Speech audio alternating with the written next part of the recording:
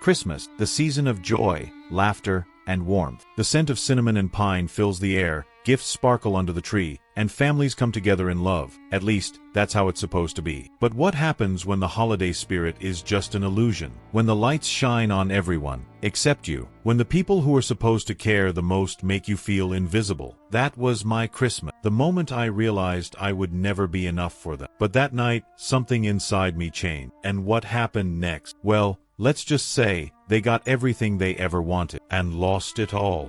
The house smelled cinnamon and pine, mixing with the faint trace of roasted turkey still hanging from dinner. Rising majestically in the living room's corner, the Christmas tree's glittering lights softly, golden radiance over the wrapped gifts under it. As my sister opened her gift, laughter filled the room and her eyes grew excited. Reflecting the festive lights in its shiny screen, she held up the brand new smartphone, the latest model, sleek and gorgeous. With gentle grins and nodding in satisfaction, my parents observed her. "We knew you would love it," my mother remarked, hands clasped together, her face shining with delight. I laughed at my father. "Just the finest for our princess." I sat silently, my hands on my lap and my smile precisely in place. I expected something, anything, so I waited. But I noticed something as the minutes went by and my parents moved on talking about vacation schedule. Nothing existed for me, not even as a card. I experienced an empty sensation in my chest, a weightless kind of pain recognized over years. It had nothing to do with the present itself. I had never been one to evaluate love in worldly objects. It was the obvious disrespect, the easy simplicity with which they had once more informed me that I was less important. Their golden child, the one who could never sin, has always been my sister. And I was only a side consideration. And that brings me to a question for you. Have you ever experienced a moment like this, where you were overlooked, where it was painfully obvious that someone else was the favorite? Let me know in the comments. I want to hear your stories. And trust me, you'll want to stick around because what happens next? Well, let's just say things are about to get very interesting. I told myself I had become used to it. I had learned not to have too high expectations and to cut my dreams till they hardly existed at all. But that evening something inside of me changed. Not wrath. That was too loud, too careless. What I sensed was colder, quieter, a knowledge that maybe it was time I gave up wishing for things never possible. Sometime later, the house had gone silent and the warmth of the evening had faded. I sat by myself in my room, the long shadows created on the wall by my bedside lamp. My fingertips ran down the edges of the lottery ticket I had purchased earlier this week. It was supposed to be a basic, careless Christmas present for my folks. Knowing fully well it would probably be useless, I had chuckled at myself when I bought it. Still, something in me stopped before I threw it aside. I picked a coin and worked gently, deliberately, removing the silver layer. The figures showed themselves and my breath seized in my throat. Million. My ears felt my pulse thrashing. My hands shook as I reviewed the numbers, checked, double-checked the ticket. It was actual. I had come out victorious. A fortune capable of totally transforming my life. I could go away. I could start once more and never turn around. Then another sluggish and sneaky idea started to seep in. What if I left but didn't just vanish? Suppose I handed them something else instead. A true gift. One present they would never forget. The concept rooted itself in my head, writhing and twisting like ivy and getting stronger every second. I considered all the years I had spent hidden, the innumerable times I had been passed over, the times I had swallowed my disappointment and tried to ignore it. I now possessed authority. My mother was humming gently in the kitchen, getting breakfast the following morning. Through the window, sunlight poured golden tones across the marble counter. My voice firm, "I have something for you." She looked at me momentarily, then turned back to the boiling pan. Wow. From my pocket,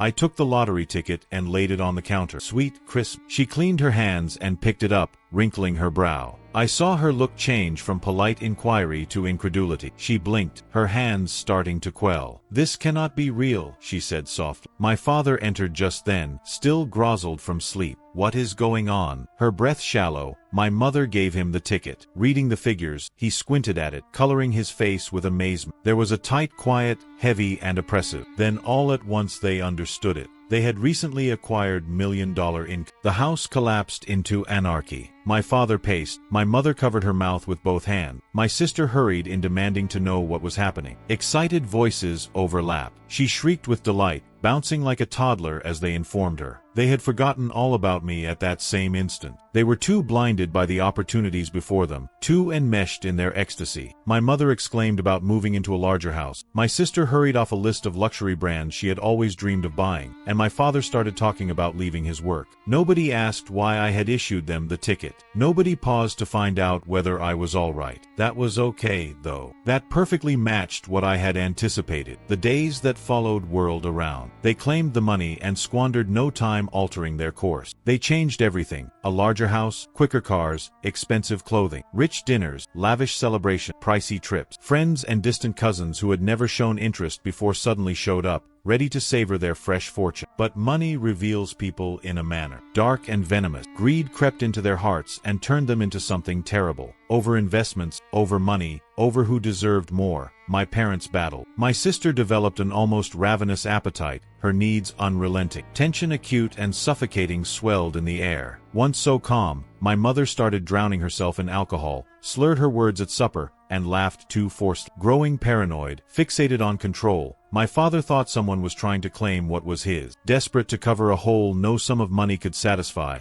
my sister lost herself in luxury. They possessed all they could have possibly wished. They had never, however, been more wretched. Their euphoria sank from the inside out, a sluggish, crawling ruin, and I observed it all develop with subdued pleasure. I never asked for a cent and never handled the money. I did not need to. I had gotten my prize previously. They saw me, for the first time in my life, not as the shadow in the backdrop or as the forgotten child, but as the one who had bestowed upon them everything, and removed everything. Days stretched into weeks, weeks into months, and the golden glow of their just-discovered wealth gradually faded. They were first untouchable, wallowing in the delusion that their riches was limitless. They indulged in every whim, every transient need, spending without control. Driven by the numerals in his bank account, my father walked through life with a sense of self-importance. Once shunned, my mother thrived in social circles and threw extravagant parties and drank pricey wine as though she had been born into luxury. My sister, well, she was the worst of them all. She became intolerable, drowning herself in designer brands, fancy trips, and flimsy connections based only on the money kept flowing. She had been their ideal little princess, their golden child always. Now, however, with a limitless budget, she became something hideous, someone who felt the world owed her everything just because she lived. Still on the sideline, invisible yet always there. They never asked once why I had handed them the ticket. They never stopped to think that maybe I had sacrificed something. Never questioned how I felt about turning over millions. Not yet. Their happiness was single, self-serving, consuming. Their avarice blinded them to see that I had started to spin the threads of their doom from the minute I handed the ticket to them. And the unraveling had started now. The first indications of trouble arrived softly, like whispers in the dark. A payment missing, a nominal loss on a little investment, a commercial agreement that fell short of the projected returns for father's firm. He said to my mother it was nothing. "We have more than plenty," he replied. "Few setbacks won't change anything." A few obstacles, though, started to show up regularly. Drunk with power, my father made careless investments, believing he could make millions into billions. When financial consultants advised him about market hazard, he paid no attention. He wouldn't accept he may lose. So preoccupied with appearances, my mother continued to spend as though nothing had changed. New automobiles, new jewelry, weekend trips with women who merely pretended to be her friend. And from my sister, she only asked for more. More shirts, more prestige, more. She passed fits when my father hesitated. She knew just how to spin tears, manipulation, guilt trips around her tiny finger. They continued this as well. Kept acting, kept turning away the warning signal, till the indications were impossible to overlook. The first genuine hit arrived quickly. A failing company destroyed most of its savings overnight. Desperate for recovery, my father was enraged. Trying to save his investment, he began extracting money from their assets, but it was like throwing water into a ship about to sink. Realizing their ostentatious way of life wasn't as sustainable as she had persuaded herself, my mother freaked. I silently relished every moment as I watched it all happen. First dead was the house, their priceless mansion. The maintenance was too costly, the mortgage payments too excessive. They battled valiantly to retain it, running out of money, but the arithmetic was basic. They were gassing off. Reality will eventually triumph. Arriving on a frigid morning, the foreclosure notification came in an ordinary envelope. I recall seeing my mother open it while standing in the large kitchen she had earlier boasted about. Her fingers shook and her breath came out in short gasps as she repeatedly read the words, as though they would somehow alter. She said, "We have to do something," softly. "We cannot let the house go." Defaced, my father ran his thinning hair between his hands. "Catherine, there is nothing left. The money has disappeared." She turned to face him then, truly looked at him, and I sensed a change in her attitude. She first came to see the truth. Their entire new life had been based on a fantasy. I almost became sad for her. Almost nearly. They moved into a modest house, nowhere like the luxury they used to show off. Mom attempted to act as though it was only temporary. Furious and drowning himself, my father snapped at everyone and everything. Furious that she had to downsize and that she was no more admired or envied, my sister plunged. Once around them, the friends disappeared overnight. No more phone calls or invitation. The socialites my mother had formerly fervently sought to wow had no need for her now. And the debts, they kept mounting. Loan, bills, latecomers. Once on display, the opulent cars they owned, purchased, the ostentatious accessories, played with pawn. Their desperation gave birth to paranoia. Convinced that someone had undermined his accomplishment, my father developed fixation on who had betrayed him. My mother began drinking more, drowning herself in wine, and her laughter came hollow and forced. Entitled, spoilt, self-centered, my sister found the fall unacceptable. She pointed the finger at them. She started to blame the world. She pointed the finger at me, and throughout it all I waited. I watched for the day they would at last understand what I had done. It occurred on a wet evening. My mother entered the poorly lighted kitchen as I was seated there, her once proud stance bent and her eyes empty. Now beaten down by the weight of her own decision, she seemed older. She gazed at me for some time before asking, in a faltering whisper, "Why did you give us that ticket?" The inquiry hung between us, laden with something unspoken. I looked at her,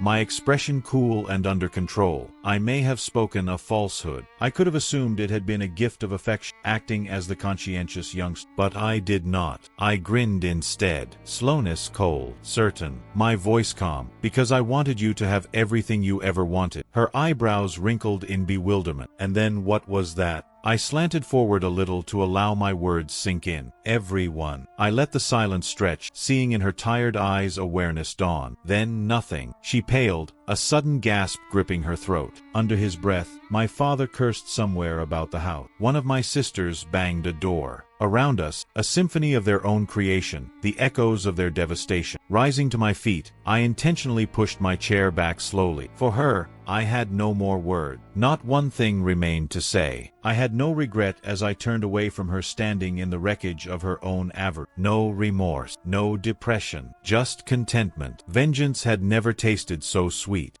They thought they had everything. They thought they had won. But greed has a funny way of exposing people for who they truly are, and in the end they destroyed themselves. But not all betrayals are so obvious. Sometimes the real danger isn't the enemy you see, it's the one who's been right beside you all along. Imagine trusting someone with your whole life, only to realize every moment was a carefully placed lie. But what if, instead of breaking, you played the game better? If you think this story was twisted, you have to see the next one. Click here, you won't regret it.